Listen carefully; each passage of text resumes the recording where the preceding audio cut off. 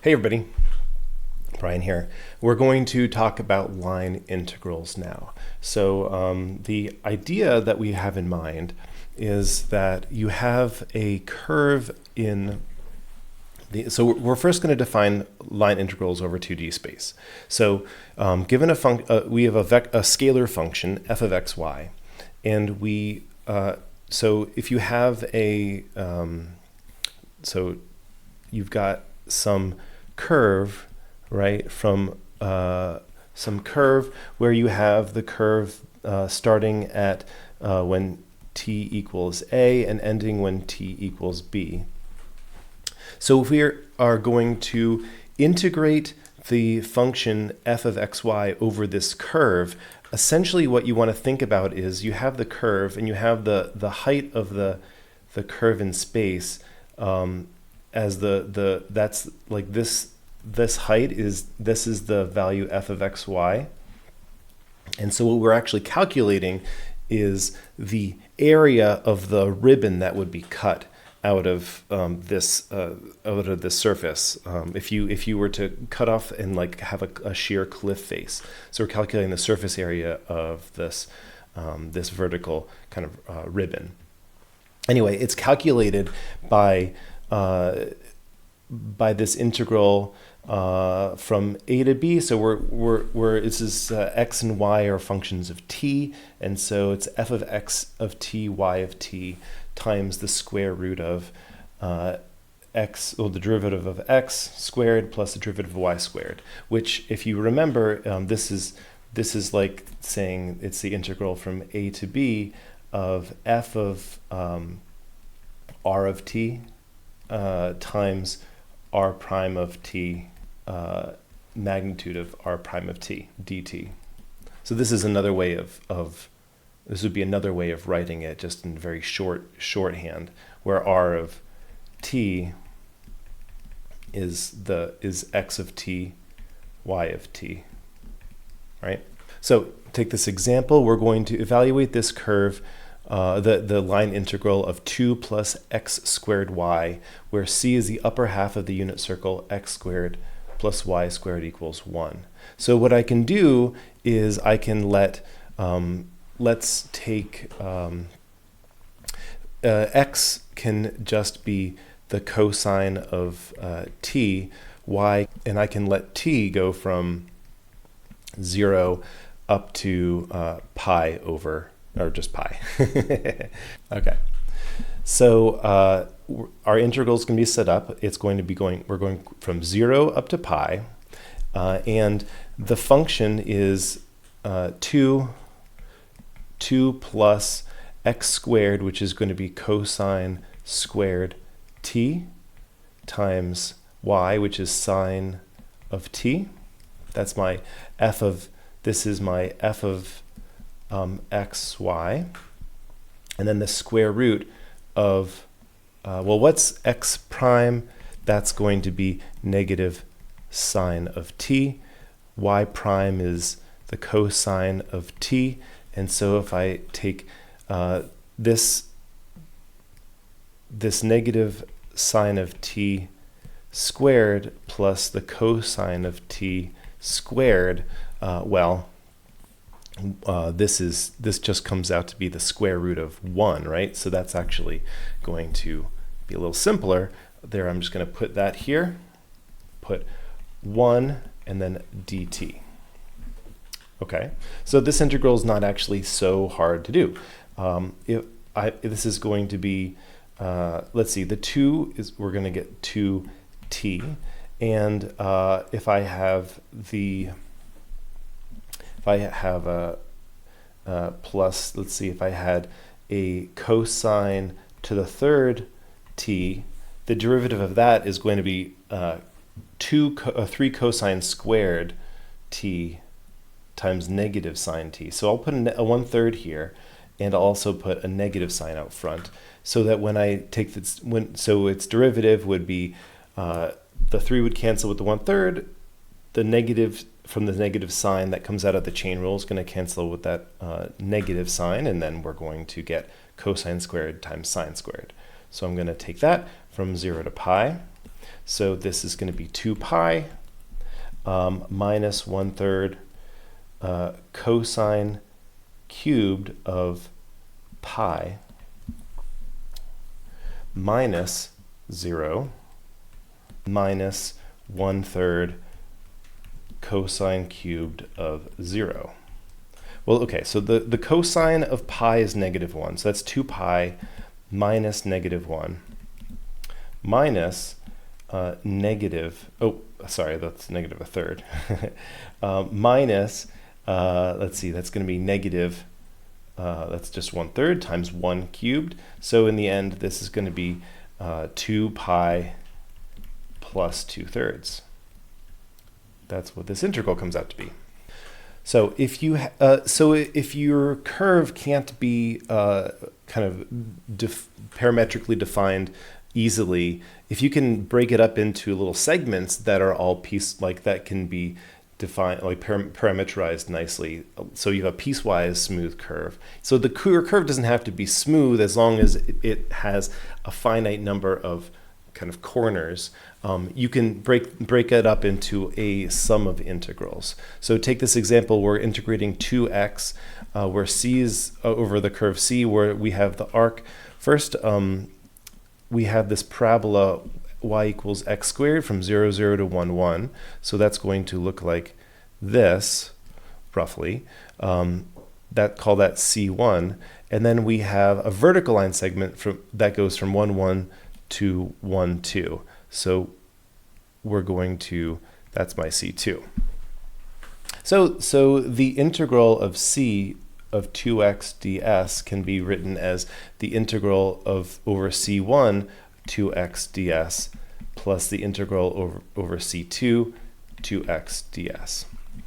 So for C1, I would have x equals t, y would be t squared, and we're going to have t go from 0 to 1. And for C2, we can just have x equals 0, y equals, let's say, 1 plus, let's just have y equal t and have t go from 1 to 2. Okay. We could parameterize it in different ways. That's just the way I'm choosing to do it. And so we have our integral over C1, we're going to have t going from 0 to 1. Our function is 2x, so that's 2t, square root of x prime, which is going to be 1 squared, plus t squared, the derivative of that is 2t, so I'll put a 2t there, squared, dt. And then so that's actually a lot simpler. Let's clean this up a little. This is going to be integral from 0 to 1, 2t, this is the square root of 4t squared plus 1 dt. But here, if I let u be the 4t squared plus 1, du is going to be 8t dt. So that means my 2t dt is going to be 1/4 du. So I can do a little substitution and write this as I can put a 1/4 out front. The integral, let's see, my bounds. The lower bound, 4t squared plus 1, that's going to be 1 when you plug in a 0. When you plug in a 1, it's going to be 4 times 1, that's going to be 5. Okay, so my 2t dt becomes my 1/4 du, so I got a du, and I've got u to the 1/2 power. Okay, so evaluate this, and we're going to, let's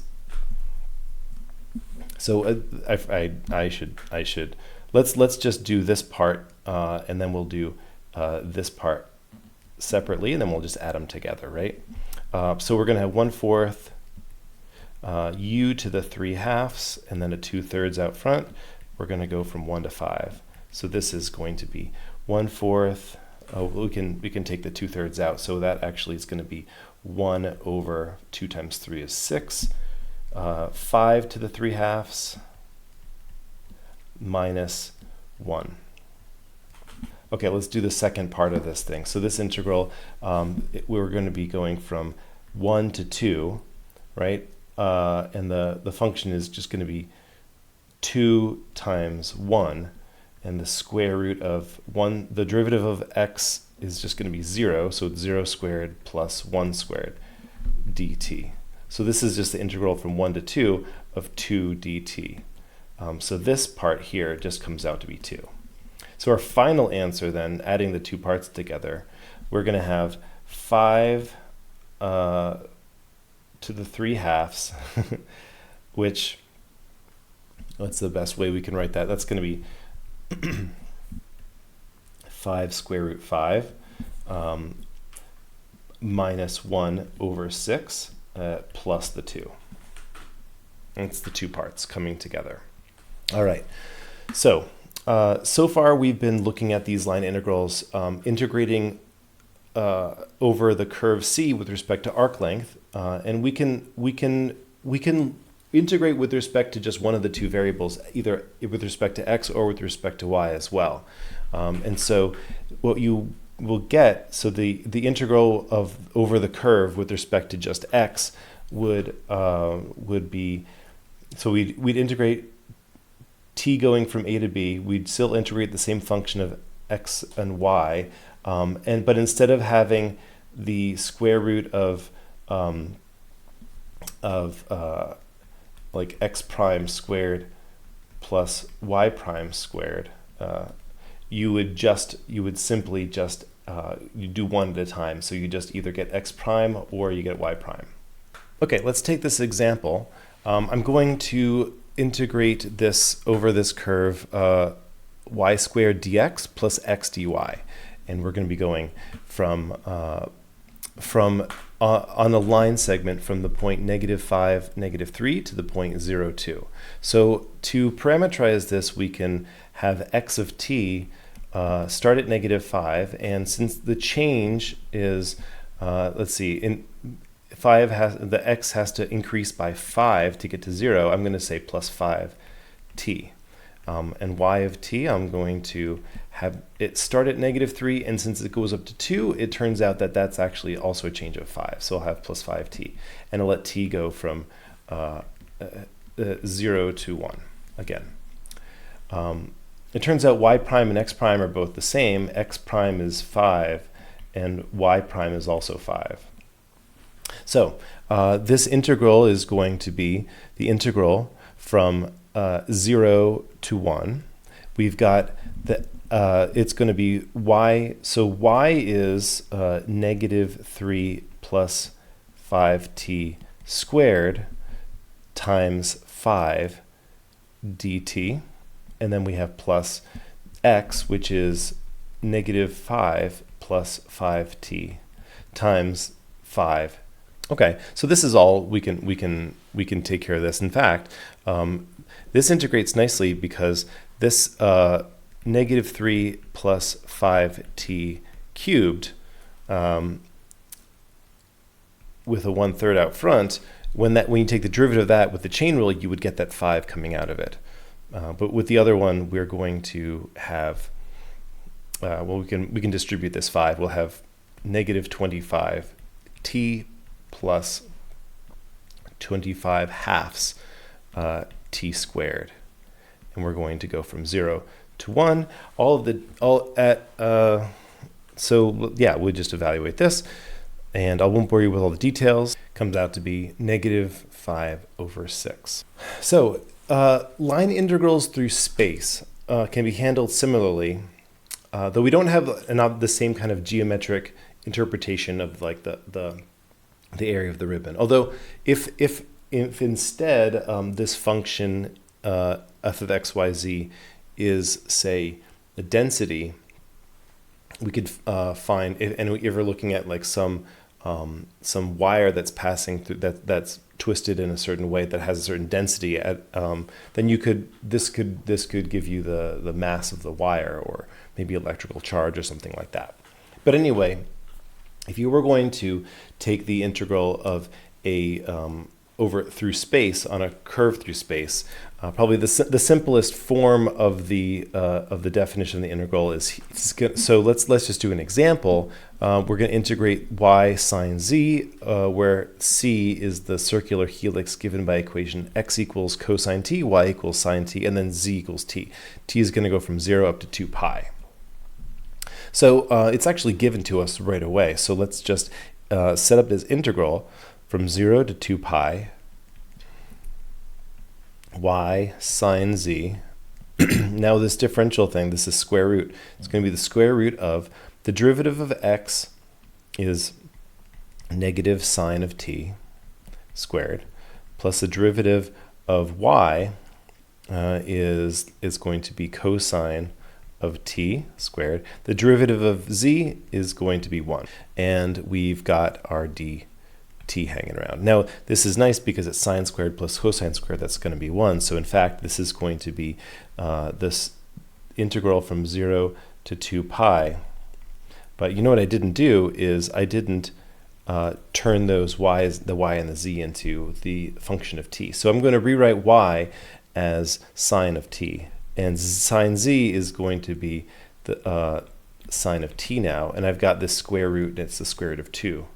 Now, what is the integral of sine squared? This is something that, well, you know what you can do. If you, let's just take the square root of 2 out. The integral from 0 to 2 of the sine squared of t. Do you remember that? It's the sine squared is going to be when we're at, here we go, when we're at pi at 2 pi, we're going to be at 0, but it's going to go up to 1. And what this is going to look like, in fact, is it is a sine curve, but it's been shifted up. So the area under the curve, this area, turns out to be, what you end up getting is, well, if you think about it, if you were made a rectangle, you can see the area that I've just shaded is the exact same as the area that I haven't shaded.